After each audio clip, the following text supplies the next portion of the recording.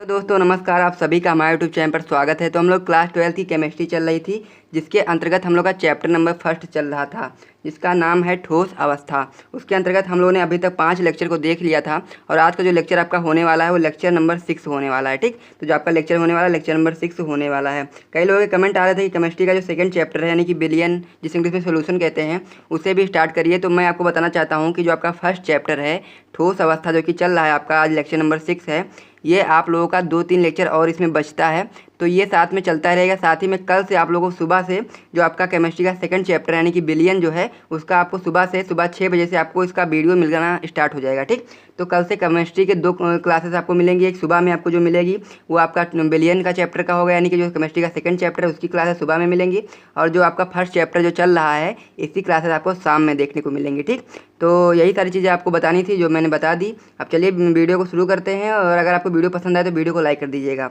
तो आज का जो हमारा टॉपिक है वो है संकुलन क्षमता, जिसे इंग्लिश में कहते हैं हम लोग पैकिंग इफिशियंसी। तो आज के इस वीडियो में हम लोग संकुलन क्षमता को पूरी तरीके से कंप्लीट करेंगे। ठीक, आप लोग को हर एक चीज़ को अच्छे से समझाऊंगा, स्टेप बाय स्टेप हर एक चीज़ को समझते हुए चलेंगे।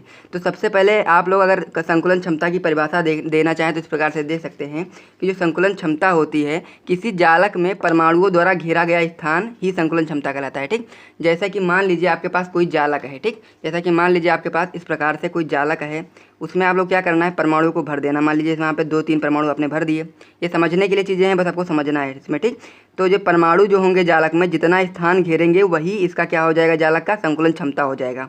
अगर ये परमाणु इस जालक में अधिक स्थान घेरेंगे तो इसका जो संकुलन क्षमता होगा इस जालक का वो अधिक हो जाएगा, और अगर कम स्थान घेरेंगे तो संकुलन क्षमता जो जालक की होगी वो कम हो जाएगी। बस यही चीज़ आपको समझनी थी। अब हम लोग बात कर लेते हैं कि जो संकुलन क्षमता का फॉर्मूला किस प्रकार से बनता है, ये समझ लीजिए। तो सबसे पहले क्या हम लोग जानते हैं कि जो जालक होता है, जालक में ही तो परमाणु हम लोग भरते हैं, तभी जाकर के संकुलन क्षमता निकालते हैं।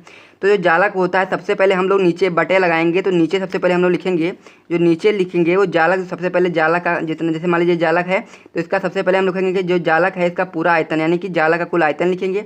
उसके बाद में जो हम लोग परमाणु ऊपर से भर रहे हैं, इन परमाणुओं द्वारा कितना स्थान जालक में घेरा जा रहा है इसको लिखेंगे। ठीक, तो सबसे ऊपर हम लोग क्या लिखेंगे, जालक में परमाणुओं द्वारा घेरा गया स्थान, और नीचे लिखेंगे हम लोग जालक का कुल आयतन। ठीक, तो यहाँ पर हम लोग इस प्रकार से भी लिख सकते हैं, जालक में परमाणुओं द्वारा घेरा गया आयतन भी कह सकते हैं। ठीक, और अगर हम लोग को प्रतिशत में जानते हैं, हम लोग को जो संकुलन क्षमता होती है हम लोग प्रतिशत में निकालते हैं, तो इसलिए गुणे में हम लोग 100 कर देते हैं। ठीक, तो ये चीज़ें आपको अच्छे समझ में आ गई होंगी। अब हम लोग देख लेते हैं कि इसका जो सूत्र होता है किस प्रकार से होता है। तो जो संकुलन क्षमता का सूत्र होता है वो Z into 4/3 pi r cube होता है, बटे में A क्यूब और इंटू 100 होता है। ठीक, तो ये किस प्रकार से होता है इसे समझ लेते हैं।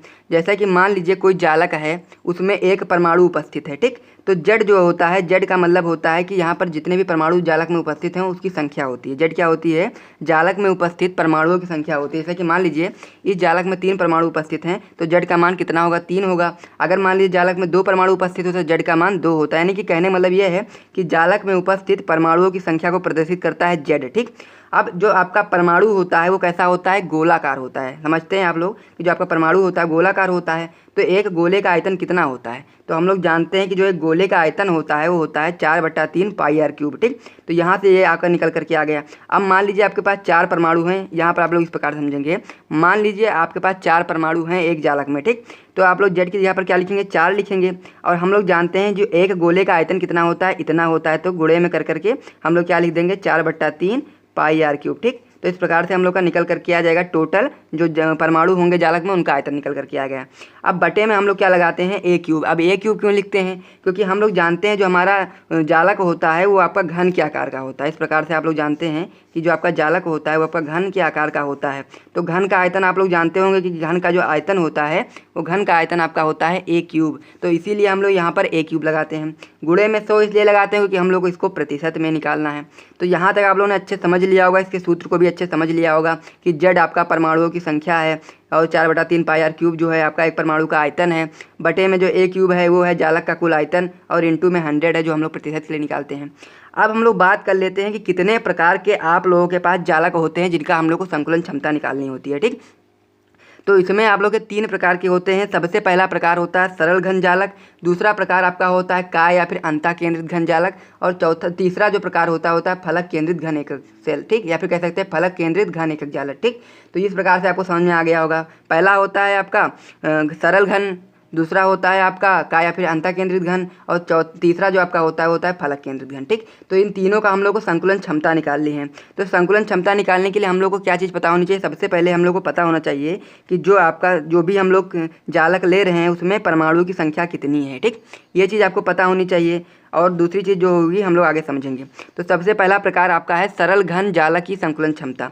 तो सरल घन जो जालक होता है उसमें परमाणु की संख्या कितनी होती है, यानी कि जेड का मान जो होता है आपका 1 होता है। अब किस प्रकार से होता है उसे भी समझ लेते हैं। अगर आप लोगों ने पिछले वीडियोस को नहीं देखा है तो उसे जाकर के अभी देख लीजिएगा, उसका लिंक मैं डिस्क्रिप्शन में दे दूंगा। क्योंकि अगर आपने पिछले वीडियो को देख लिया होगा तो आप लोग को ये सारी चीज़ें पता हो गई होंगी कि जो प्रभावी परमाणु संख्या होती है क्या होती है सरल घन जालक के लिए, काय केंद्रित घन जालक के लिए या फिर फलक केंद्रित घन जालक के लिए जो आपका प्रभावी परमाणु की संख्या होती है कितनी होती है, सबकी चीज़ें बताई थी। और साथ ही में जो आपका जो परमाणु की त्रिज्या और जो कोर की लंबाई में संबंध होता है वो भी हम लोग ने बताया था। ठीक, तो सबसे पहले हम लोग क्या समझते हैं कि जो आपका क्या होता है, जो आपका सरल घन जालक होता है इसमें आप लोगों के इस प्रकार से होता है सरल घन जालक। ठीक, तो इसमें क्या होता है, इसमें कोने पर क्या होते हैं, ऊपर 8 परमाणु उपस्थित होते हैं। ठीक, इनके कोने पर परमाणु उपस्थित होते हैं। तो इनके कोने टोटल कितने होते हैं? 8 कोने होते हैं। तो 8 कोने पर 8 परमाणु उपस्थित होते हैं और एक जो परमाणु का जो होता है 1/8वां भाग ही एक क्रिस्टल में होता है। ठीक, 1/8वां भाग ही एक क्रिस्टल में होता है। और कितने परमाणु हैं देख पा रहे होंगे, 4 ऊपर 4 नीचे, यानी कि 8। तो 8 से 8 कट जाएगा तो कितना बचा? 1, यानी कि एक जो क्रिस्टल जो सरल घन जालक होता है उसमें एक ही प्रभावी परमाणु संख्या होती है, यानी कि प्रभावी परमाणु संख्या कितनी होती है? 1 होती है, यानी जेड का मान 1 होता है। अब हम लोग जानते हैं कि जो आपको यहाँ पर जो लाइन देखने को मिल रही होगी इस प्रकार से, इसको हम लोग कहते हैं कोर और इसको हम लोग प्रदर्शित करते हैं ए से। ठीक, ये आपका प्रदर्शित करते हैं ए से। अब हम लोग जानते हैं कि जो बिंदी हमने दिखाया है क्या होता है, परमाणु का क्या होता है, परमाणु का ये आपका क्या होता है? केंद्र होता है। ठीक है, तो यहाँ पर मान लीजिए एक बिंदु ये हो गया तो इसका हम लोग परमाणु बनाए तो इस प्रकार बनेगा और एक ये हो जाएगा। तो परमाणु की त्रिज्या आप लोग जानते हैं कि कितनी होती है? r, और यहाँ भी r, और ये टोटल कितना है? a। तो a जो होता है आपका a बराबर हो जाता है 2r, यानी कि एक r यहाँ से एक r यहाँ से। तो इस प्रकार से आपको समझ में आ गया होगा कि परमाणु की त्रिज्या और कोर की लंबाई में संबंध क्या होता है। संबंध इतना आपको होता है। तो अगर आप लोग संकुलन क्षमता निकालने जाएंगे तो आप लोगों को 2 चीज़ें पता बहुत ज़्यादा जरूरी होनी चाहिए। 2 चीज़ें आपको बिल्कुल भी पता होनी चाहिए। पहला चीज़ तो आपको पता होना चाहिए कि जो प्रभावी परमाणु संख्या है यानी कि जेड का मान कितना होता है। दूसरा चीज़ आपको पता होना चाहिए कि जो परमाणु की जो त्रिज्या है और उसके जो कोर की लंबाई में संबंध क्या है। तो संबंध आप लोगों को पता चल गया, a बराबर 2r होता है और प्रभावी परमाणु संख्या जेड बराबर 1 होती है। ये चीज़ आपको समझ में आ गई। अब हम लोग देख लेते हैं, सबसे पहले हम लोग लिखेंगे क्या, हम लोग लिखेंगे संकुलन क्षमता का फॉर्मूला। तो संकुलन क्षमता का फॉर्मूला आप लोग जानते ही हैं कि संकुलन क्षमता यानी कि पी क्या होता है? पैकिंग एफिशिएंसी, यानी कि संकुलन क्षमता।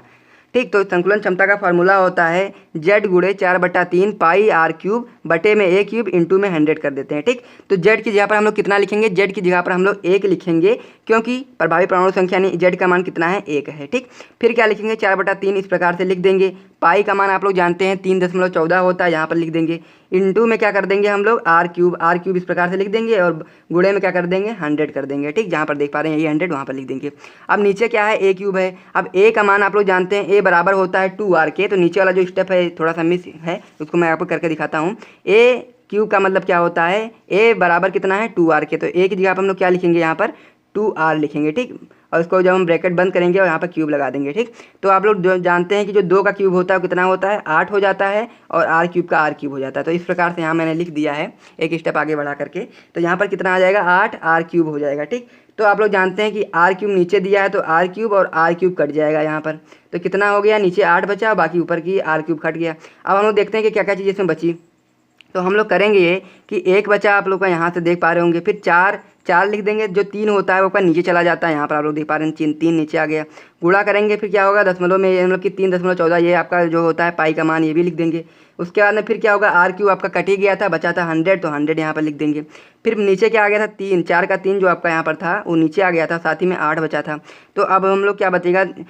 1 गुणे 4 गुणे 3.14 गुणे 100 और नीचे में क्या आता है आपका? 3 गुणे 8। ठीक, अब हम लोग इसको काटना स्टार्ट करेंगे। तो सबसे पहले हम लोग क्या करेंगे? 4 एक नम 4 और 4 दूनी 8। ठीक, 4 दूनी 8 हो गया। अब यहाँ पर क्या हो गया? 2 आ गया। 2 को हम लोग काटेंगे इससे। ठीक, 100 को काटेंगे तो क्या हो जाएगा? यहाँ पर 50 आ जाएगा। इस प्रकार से अब आप लोग देखेंगे क्या क्या चीज़ें इसमें बची। तो ऊपर आप लोग जब देखेंगे तो 3.14 बचा और साथ ही में 50 बचा। तो इसको हम लोग इस प्रकार से लिखेंगे। नीचे क्या बचा? ये आपका कट ही गया था तो नीचे बचा केवल 3। तो इस प्रकार से आप लोग लिखेंगे। और जब आप लोग 3.14 को गुणा करेंगे 50 से और 3 से जब भाग देंगे तो आपका जो निकल करके आएगा संकुलन क्षमता वो आएगा 52.33, यानी कि जो आपका परमाणु था, यानी कि कह सकते हैं जो आपका जालक था, सरल घन जालक, उसमें परमाणुओं द्वारा घेरा गया स्थान इतना था। तो जब इतना स्थान परमाणुओं ने घेर लिया, बाकी स्थान क्या बचा? बाकी स्थान तो खाली रह गया। तो हम लोग खाली स्थान निकालने के लिए क्या करेंगे? 100 में से इसको माइनस कर देंगे, बस आपका रिक्त स्थान आ जाएगा। तो संकुलन क्षमता आपका इतना निकल करके आ गया सरल घन जालक के लिए, और रिक्त स्थान जब हम लोग निकालेंगे तो 100 में से 52.33 को माइनस करेंगे तो आपका निकल करके आएगा रिक्त स्थान 47.67। ठीक, तो ये पहला प्रकार हो गया। आप दूसरे प्रकार की ओर बढ़ते हैं, जो आपका होता है काय या फिर अंतः केंद्रित घनीय जालक। उसकी संकुलन क्षमता किस प्रकार से निकालते हैं वो समझ लेते हैं। सेम इसी प्रकार से निकालेंगे। आप लोगों को सूत्र आना चाहिए, सूत्र के साथ साथ में आपको पता होना चाहिए कि जो भी हम लोग जालक ले रहे हैं उसमें प्रभावी परमाणु संख्या कितनी होनी चाहिए, और उनका जो कोर की लंबाई और परमाणु की त्रिज्या में जो संबंध है वो आपको पता होना चाहिए। तो जो आपका काय या फिर अंतः केंद्रित घनीय जालक होता है, इसमें जो आपका प्रभावी परमाणु संख्या होती है वो जेड होती है, यानी कि जेड का मान जो आपका होता है वो 2 होता है। और यहाँ पर जो कोर की लंबाई और त्रिज्या में जो संबंध होता है परमाणु के, वो होता है 4/√3r होता है। ठीक, तो ये चीज़ आपको समझ में आ गई। सबसे पहले हम लोग पैकिंग इफिशियंसी का फॉर्मूला लगाएंगे, यानी कि जेड गुणे 4/3 πr क्यूब बटे में आप लोग लिखेंगे a क्यूब इंटू में 100। ठीक, तो जेड की जगह पर हम लोग कितना रखेंगे? 2 लिखेंगे। ठीक, तो जेड की जगह पर हम लोग 2 लिख दिया। उसके बाद हम क्या क्या चीज़ें लिखेंगे वो समझो। 4/3 का 4/3 ही हो जाएगा। पाई की जगह पर हम लोग क्या लिखेंगे? 3.14, फिर इंटू करेंगे r क्यूब हो जाएगा, यहाँ पर इस प्रकार से आ जाएगा। फिर हम लोग a क्यूब की जगह पर, यानी कि a का मान कितना है यहाँ पर देख पा रहे होंगे, 4/√3 है, तो यहाँ पर लिख देंगे r कर देंगे। उसके बाद में फिर इसका कर देंगे 3 ऊपर लिख देंगे, यानी कि क्यूब इसको लगा देंगे। ठीक, इस प्रकार से हो गया। इंटू में 100 कर देंगे। फिर हम लोग को क्या क्या करना है ये समझो। अब आप लोगों को क्या करना है? आप लोगों को बस कुछ नहीं करना है, बस आप लोगों को सिंपल से तरीके से आप लोगों को सॉल्व करना है। बस आप लोगों का चीज़ें सॉल्व होकर निकल करके आ जाएंगी। ठीक, तो हम लोग को क्या करना है? आप लोग ये देखो, 2 हो गया यहाँ पर। इसका 4 जो होता है, 4 का जो 3 होता है वो नीचे आ जाता है। अब आप लोग देखेंगे यहाँ पर, सबसे पहले ये चीज़ समझ लो, उसके बाद आगे बढ़ते हैं। तो सबसे पहले हम लोग 4 का क्यूब करेंगे। तो 4 का जब क्यूब करेंगे तो आप लोग जानते हैं कि जो 4 का क्यूब होता है उसका कितना निकल करके आएगा? 4 का जब आप लोग क्यूब करेंगे तो आप लोग का 64 निकल करके आएगा। और जब √3 का जब क्यूब करेंगे, आप लोग क्या करेंगे? जब √3 का जब आप लोग क्यूब करेंगे तो आप लोग का जो निकल करके आएगा 3√3। ठीक, तो इस प्रकार से निकल करके आएगा, और r क्यूब का r क्यूब ही रह जाएगा। तो यही चीज़ आप लोग को नीचे लिखनी है। पहले लिखना है 2 गुणे में क्या कर देना है 4, 3 आपका जो यहाँ का होता है नीचे आ जाता है। उसके बाद फिर गुणे में कर देना 3.14, ये यहाँ पर कर देंगे। फिर गुणे में r क्यूब कर देंगे। ठीक, फिर बटे में जब आप लोग आएंगे तो आप लोग जानते हैं कि 4 का जो 3 होता है नीचे आ जाता है, और हमने अभी जो आपका 4 का क्यूब किया था वो आपका 64 हो जाता है। उसके बाद में फिर जब r क्यूब, तो आप लोग जानते हैं r क्यूब हो जाता है, और बटे में जब √3 का क्यूब करेंगे हम लोग तो आपका 3√3 आ जाता है। ठीक, तो ये चीज़ आपको समझ में आ गई होगी। अब हम लोग को क्या करना है? इसको काटना है। क्या क्या चीज़ें इसमें कटेंगी वो चीज़ आप देख लो। तो सबसे पहले हम लोग क्या काटेंगे? सबसे पहले हम 3 को यहाँ से 3 से काट देंगे, r क्यूब को हम लोग r क्यूब से काट देंगे। उसके बाद में फिर देखो कि और कुछ कटने लायक है तो हम लोग आगे काटेंगे। ठीक, सबसे पहले इतनी चीज़ें कट गई। अब हम लोग को क्या करना है वो समझो। जो आपका √3 जो आपका बटे में होता है ये आपका ऊपर चला जाएगा। तो किस प्रकार से लिखेंगे ये समझो। 2 गुणे 4, यानी कि 2 गुणे 4 ऐसा आ जाएगा। उसके बाद में फिर क्या निकलेंगे? उसके बाद में फिर 3.14 इस प्रकार से लिख देंगे। √ जो 3 था वो ऊपर चला गया, तो इस प्रकार से कर देंगे। इसका 100 इंटू 100 कर देंगे। ठीक, बटे में कितना बचा? नीचे केवल 64 बचता है। तो 64 को अब हम लोग काटने का प्रयास करेंगे। तो किस प्रकार से काटेंगे ये समझ लो। तो 64 को काटने के लिए सबसे पहले हम लोग क्या करेंगे? 2 से जब हम लोग इसको काटेंगे तो क्या आ जाएगा? आपका 32 आ जाएगा। ठीक, तो 32 आ गया। 32 को हम लोग 4 से काटेंगे। ठीक, तो 4 का नाम 4, 4 8 32, तो यहाँ पर 8 आ गया।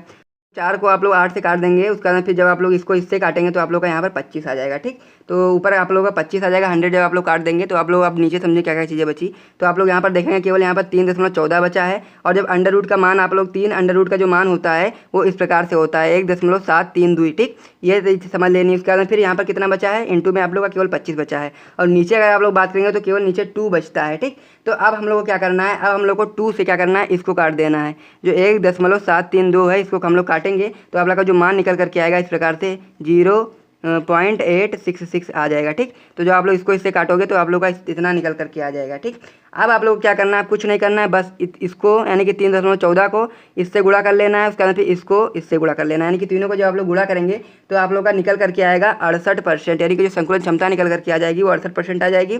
और जब आप लोग रिक्त स्थान निकालेंगे तो आप लोग का 100 माइनस 68 कर देंगे तो आपका 32% आ जाएगा। यानी कहने का मतलब ये है कि जो आपका पहला वाला जो आपका सरल घन जालक था उससे इसकी जो संकुलन क्षमता होती है वो अधिक होती है। अब हम लोग लास्ट वाले पे बढ़ते हैं। लास्ट वाला आपका होता है फलक केंद्रित घनीय जालक, यानी कि FCC की संकुलन क्षमता किस प्रकार से निकालते हैं वो समझते हैं। तो FCC जो आपका होता है उसमें प्रभावी परमाणु संख्या यानी Z का मान 4 होता है, और कोर की लंबाई और परमाणु की त्रिज्या में जो संबंध होता है वो होता है आपका A = 2√2r। ठीक, तो हम लोग अब फॉर्मूला लगाएंगे वही वाला पैकिंग इफिशियंसी का। उसके अंदर फिर सारी चीज़ें सॉल्व कर देंगे।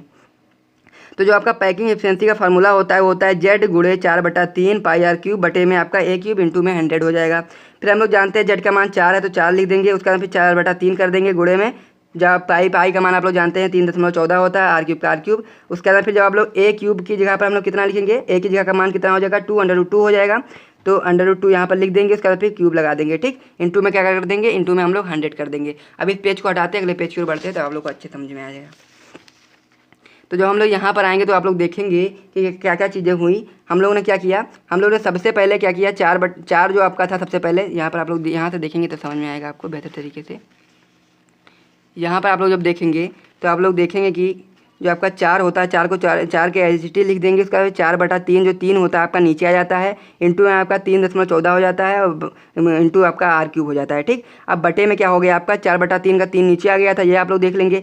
2 का जब आप लोग क्या करेंगे क्यूब करेंगे तो आप लोग कितना आ जाएगा, 8 निकल करके आ जाएगा, और √2 का जब आप लोग क्यूब करेंगे तो आपका आ जाएगा 2√2। ठीक, उसके बाद फिर आर क्यूब का आर क्यूब भी हो जाएगा। ठीक, अब हम लोग क्या क्या चीज़ें इसमें काटनी है वो चीज़ें समझ लो। तो सबसे पहले हम लोग क्या करेंगे, आर क्यूब को आर क्यूब से काट देंगे। उसके बाद क्या क्या चीज़ें और आपकी कट रही हैं तो आप लोग यहाँ से देखोगे तो यहाँ से आपका 4 कट जाएगा। ठीक, तो 4 कट जाएगा, यहाँ पर आपका आ जाएगा 2। ठीक, अब आप लोग यहाँ पर देखोगे तो 2 एकम 2, 2 चौक 8, यहाँ पर ये कट गया। फिर 4 को इससे काट दोगे तो ये चीज़ें कट गई, यानी कि सारी चीज़ें कट गई। बची क्या क्या चीज़ें वो समझ लो।